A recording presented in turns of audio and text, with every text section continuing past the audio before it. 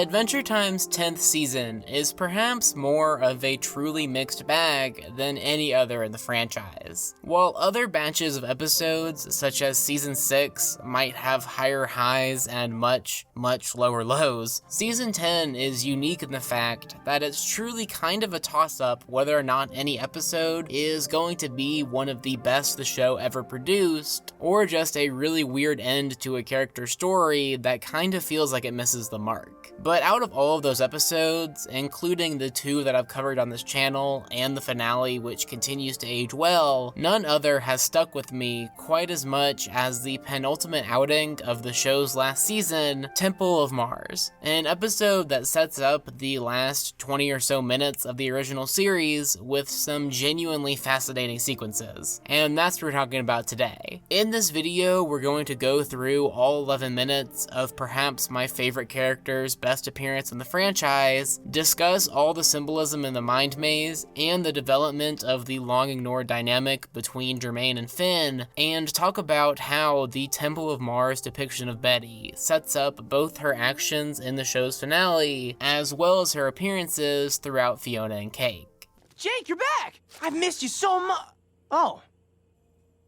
Just because I know this video is eventually just gonna become me breaking down symbolism and talking about how well written everything surrounding Betty is, let's quickly go through just how much fun Germain and Finn's brotherly dynamic is in the absence of Jake. Everything about it, from Germain having to be the one to tell Finn that the fact that their brother being gone for 5 weeks with no explanation is bad, to the pair recreating the initial traveling to Mars scene but with significantly more screaming,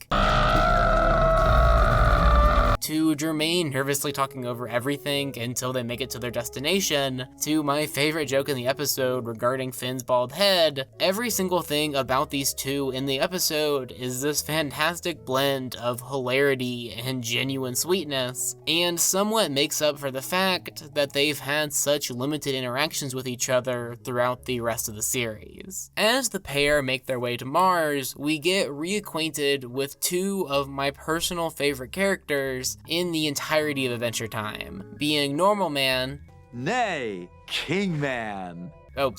King Man and Betty. Before we see either one of them though, the first thing we see on Mars is a bunch of Margle statues, which is a bit foreboding to say the least. Even though King Man has finally stopped trying to actively bring his former lover back, he's definitely not anywhere close to being over her. Anyway, getting back to our formerly crazy and currently crazy Martians, when Finn first spots Betty, she's filling a giant hole, grain by grain, something pretty clearly meant to just be a menial task to keep her from doing what hurts her most, thinking of Simon, something that the rest of the episode will continue to dive into. Speaking of things that the rest of this episode will continue to dive into, King Man keeps mentioning the idea of empathy, something that Temple of Mars, along with the characters within, have a ton of for Betty, who's struggling pretty significantly in this episode, even compared to the last time we saw her. The idea of empathizing with her is something that's in this episode, both in subtle ways, like Finn and Germain having to wear hats similar to hers in order to enter the Mind Maze and save their brother, as well as much less subtle ways, like the idea that this episode is really about Jake's brothers traveling alongside Betty through the physical manifestations of her issues. Speaking of which, after King Man explains the space telemetry capsule necessary to locate and retrieve Jake is stuck within a mind maze in the titular Martian temple, our trio set off to find it, and stumble upon the first and arguably most straightforward of the 3 trials. Trial number 1 sees our trio on a thin path across a lake filled with frogs. Frogs that resemble certain other characters in the show and attack after being looked at for too long. Out of the countless numbers of amphibians in the water, there is one who represents Fern, who Finn is obviously still pretty bummed about being a villain and all, and every other one is the Ice King. Frogs which Betty can't do anything but stare at, and requires Finn to carry her to safety. Despite this being a fairly straightforward representation of how Betty continuing to focus on the Ice King is hurting her, there are some layers to this one that I find to be really interesting. First, the ratio of Ice King frogs to Fern frogs makes it pretty clear that in comparison to how Finn thinks about Fern, how Betty thinks about Simon is that many times worse. And second, you can conclude a lot on each character based on how they approach this trial, as while Finn tries to actively run through it,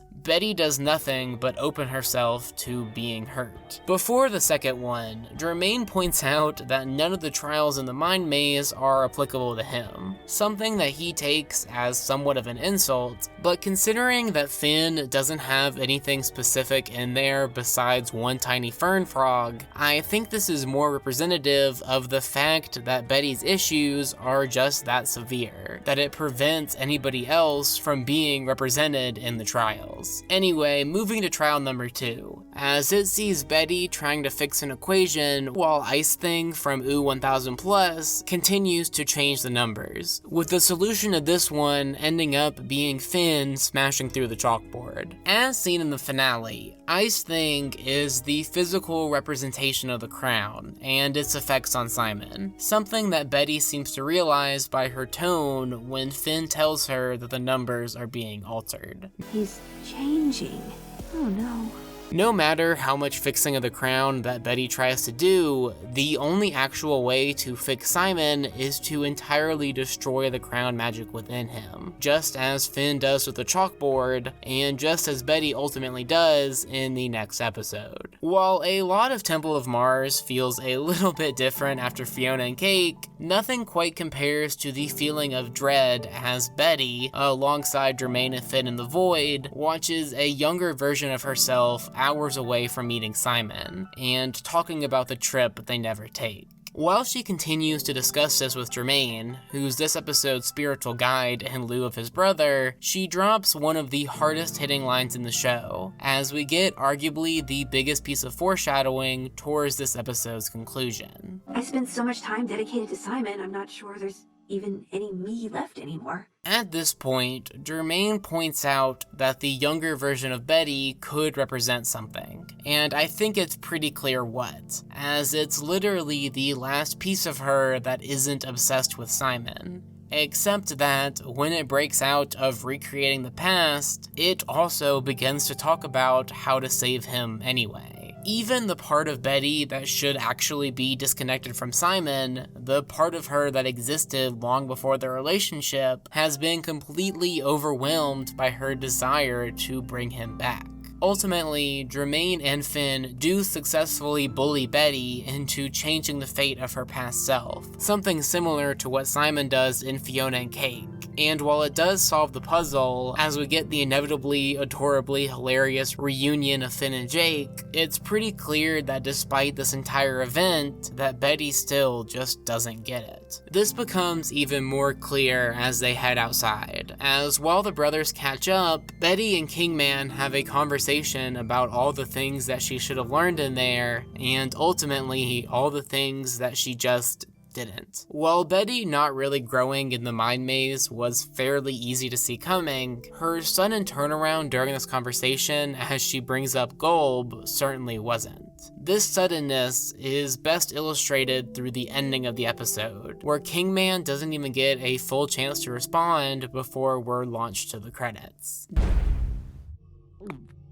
Mark.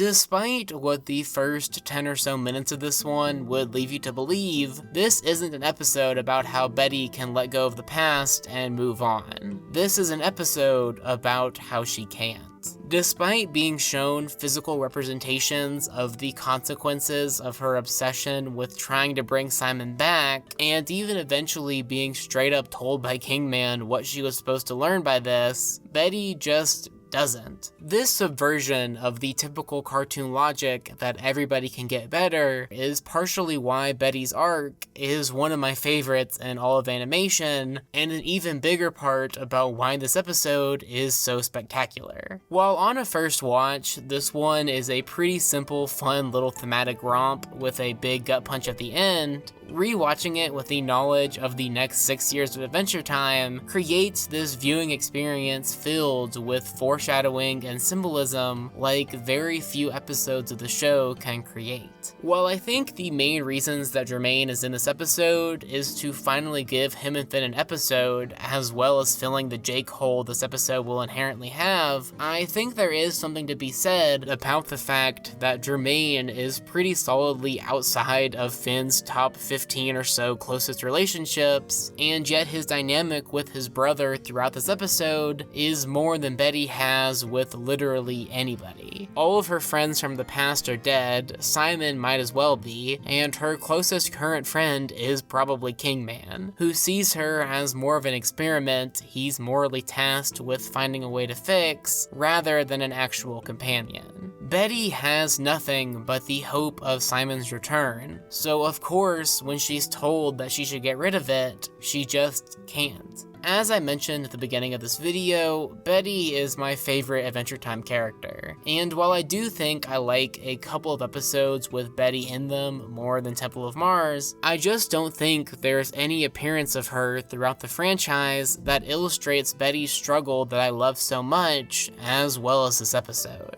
Even when given so many reasons by so many people to begin the process of getting over Simon, and begin the process of getting on with the rest of her life, Betty just can't, because, at least the way she sees it, there just isn't a rest of her life without Simon. Anyway, that's about it for me. If you want to tell me all the things I got wrong about this episode, or the importance of the book Stuck in Ice, you can find my Twitter somewhere in the description. But either way, this has been AmpleSamuel, and I'll see you on Christmas Eve to talk about everybody's favorite cartoon romance. Thanks for watching.